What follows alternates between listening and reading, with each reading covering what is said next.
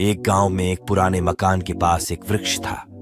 जब रात होती तो वहां से अजीब सी आवाजें आती थीं। कहानी के मुताबिक उस पेड़ के पास एक भूत रहता था। गांव के लोग कहते थे कि वहां रहना मना है, पर एक अजीबोगरीब आदमी वहां रहने आया। वह आदमी रोज उसी वृक्ष के नीचे जाकर रात में बैठता था। उसने एक छोटी सी लड़की को देखा जो उसी वृक्ष के पास से गुजर रही थी। को उसकी अजीब आदतों का पता चला और उसने उससे पूछा, कि तुम यहाँ क्यों बैठे हो? भूत ने हंसकर कहा, मैं यहाँ अकेला रहता हूँ, लेकिन मैं एक अजीब सी कहानी सुनाऊंगा। उसने बताया कि उसका विचार हमेशा उसी वृक्ष के साए में होता है। उसकी कहानी बताने में वह कुछ देर के बाद खामोश हो गया।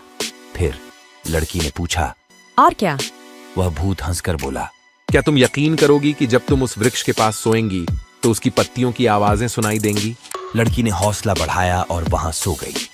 रात के अंधेरे में वह पत्तियों की आवाज सुनने लगी। वह डर कर उठने की कोशिश करती, पर उसके पैर जमीन में फंसे थे।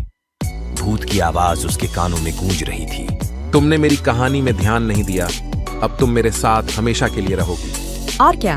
लड़की की आवाज गांव के लोगों ने सुनी और जल्द ही उसकी मदद पहुंच गई। उन्होंने भूत को प्रेतत्व से मुक्त किया और लड़की को बचाया। कहानी से हमें यह सीख मिलती है कि दूसरों की आवाजें सुनना महत्वपूर्ण होता है और हमें दूसरों की मदद करने के लिए तत्पर रहना चाहिए।